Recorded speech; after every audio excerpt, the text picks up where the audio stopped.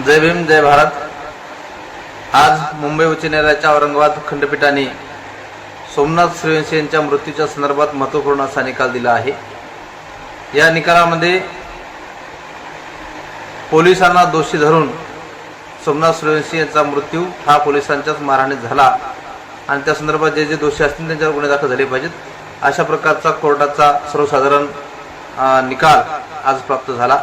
या न्यायालयीन लढ्यासाठी सोमनाथ सूर्यवंशी यांच्या आईच्या बाजूने महामानव डॉक्टर बाबासाहेब आंबेडकरांचे नातू ॲडव्होकेट प्रकाशजी आंबेडकर साहेब यांनी न्यायालयीन लढा लढला। ते सर्व सुनावण्याला औरंगाबाद खंडपीठामध्ये हजर होते। आज देखील त्यांच्या उपस्थितीमध्येच हा निकाल आलेला आहे। अतिशय चांगल्या प्रकारचा सकारात्मक चळवळीला ऊर्जा देणारा हा निर्णय आहे। या प्रकरणामध्ये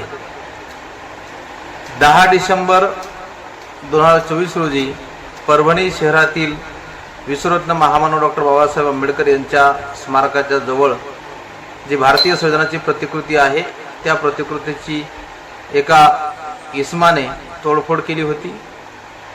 त्या भारतीय संविधानाच्या प्रतिकृतीचा अवमान झाला होता। संविधानाचा अवमान हा देशाचा अवमान आहे आणि ती ही कृती आहे देशद्रोहाची कृती आहे। देशद्रोहाची कृती करणाऱ्या संबंधित इसमावरती गुन्हे दाखल झाले, त्याला अटक देखील झाली। हा विषय वेगळा आहे, परंतु दुसऱ्या दिवशी परभणी शहर या प्रकरणी बंद ठेवण्यात आलं होतं आणि या बंदच्या दरम्यान काही अप्रिय घटना घडल्या आणि त्यामध्ये पोलिसांकडून कोम्बिंग ऑपरेशन राबवण्यात आलं आणि त्याच्यामध्ये अनेक आंबेडकर चळवळीतल्या तरुणांना, विद्यार्थ्यांना, महिलांना पोलिसांनी अमानवीयरित्या उचलून मारहाण करून त्यांच्यावरती गुन्हे दाखल केले। अक्षरशः महिलांना देखील बेदम मारहाण केली। पोलीस कर्मचाऱ्याकडून महिलांना देखील मारहाण झाली। अशा व्हिडिओ, अशा प्रकारच्या सर्व बातम्या आणि अशा प्रकारची सगळी माहिती ही संपूर्ण महाराष्ट्रामध्ये प्रसारित झाली आणि या संदर्भानं महाराष्ट्रभरामध्ये आंदोलनं उभं राहिली। या प्रकरणामध्ये पोलिसांच्या कोठडीमध्ये सोमनाथ सूर्यवंशी यांचा पोलिसांच्या मारहाणीमुळे मृत्यू झाला। त्यामुळे अनेक हे प्रकरण चिघळलं आणि देशभरातले लोक यामध्ये सहभागी झाले, आंदोलन झाले। काँग्रेसचे राष्ट्रीय नेते, विरोधी पक्षाचे नेते राहुल गांधी यांनी स्वतः परभणीमध्ये येऊन सोमनाथ सूर्यवंशी यांच्या कुटुंबियांचं भेट देऊन सांत्वन केलं। आझाद समाज पार्टीचे चंद्रशेखर आझाद आणि आंबेडकर चळवळीतले असंख्य नेते, प्रस्तावित पक्षातले असंख्य नेते या प्रकरणामध्ये त्यांनी स्वतः लक्ष देऊन कुटुंबियाची भेट घेऊन या प्रकरणाला हवा देण्याचं, या प्रकरणाला न्याय मिळवण्यापर्यंत नेऊन पोहोचण्यासाठी सर्वांनी आपापल्या स्तरावरती प्रयत्न केले। परभणी शहरातील जे नेते आहेत, लोकनेते विजयराव वाकोडे साहेब, हे या प्रकरणामध्ये यांची आग्रेसी भूमिका होती। न्याय मिळाला पाहिजेत, आपल्या मुलावरती अन्याय होऊ नये, मुलांना अटक होऊ नये म्हणून ते सारखं या प्रकरणामध्ये धावपळ करत होते आणि या धावपळीच्या दरम्यान त्यांचा मृत्यू झाला। ही आंबेडकर चळवळीची एक फार मोठी हानी या प्रकरणामध्ये झाली। एक लोकनेता, आंबेडकर चळवळीचा एक धडाडीचा नेता या प्रकरणाच्या दरम्यान धावपळीमध्ये त्यांची तब्येत खराब झाली आणि त्यांचा मृत्यू झाला। फार मोठं नुकसान झालं।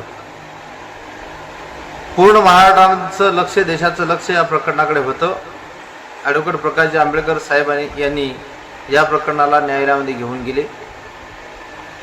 त्यामुळं न्याय मिळाला। महाराष्ट्राचे मुख्यमंत्री तथा गृहमंत्री देवेंद्र फडणवीस यांनी तर या प्रकरणात पूर्ण खोटी माहिती महाराष्ट्राच्या विधिमंडळात दिली होती। महाराष्ट्राचे मुख्यमंत्री देवेंद्र फडणवीस यांचं म्हणणं होतं की सोमनाथ सूर्यवंशी यांना दुर्धर आजार होता, श्वसनाचा आजार होता आणि त्यांच्यामुळे त्याचा मृत्यू झाला।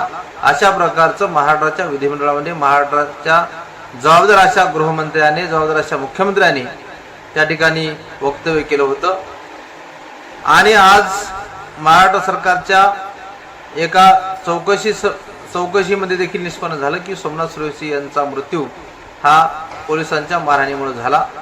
वैद्यकीय अहवालामध्ये देखील तशा प्रकारचं माहिती पुढे आली आणि आज कोर्टाने देखील याच्यावर शिक्कामोर्तब केला. या प्रकरणी आमचा रोख हा देवेंद्र फडणवीस यांच्यावरती आहे. महाराष्ट्राचे जे गृहमंत्री आणि मुख्यमंत्री म्हणून जे काम पाहत आहेत ते जबाबदार पदावरती आहेत. संपूर्ण महाराष्ट्र त्यांच्याकडे एका आशेनं पाहत असतो, परंतु या जबाबदार पदावर असलेल्या व्यक्तीनं महाराष्ट्राच्या विधिमंडळाने धडधड खोटी माहिती सादर केली, खोटी माहिती दिली आणि या प्रकरणामध्ये लक्ष विचलित करण्याचा प्रयत्न केला. या प्रकरणातून आंबेडकर चळवळीच्या सबंध नेत्यांनी, सबंध कार्यकर्त्यांनी धडा घेण्याची आवश्यकता आहे. देवेंद्र फडणवीस सारखे जे निगरगट्ट राजकारणी आहेत हे सत्तेवर असल्यामुळं ते आम्हाला न्याय मिळणार नाही, सहजासहजी न्याय मिळणार नाही यासाठी ते सतत प्रयत्न करत असतात. म्हणून अशा निगरगट्ट, अमानवीय, कपटी, निष्ठुर माणसाला राजकारणामध्ये अशा महत्त्वाच्या पदावर आमच्या माध्यमातून, आमच्यामुळं ते बसू नयेत, यासाठी आम्ही जबाबदार होऊ नयेत, अशा प्रकारचं एक आव्हान या माध्यमातून आपल्या सर्वांना करण्यात येत आहे. जय भीम.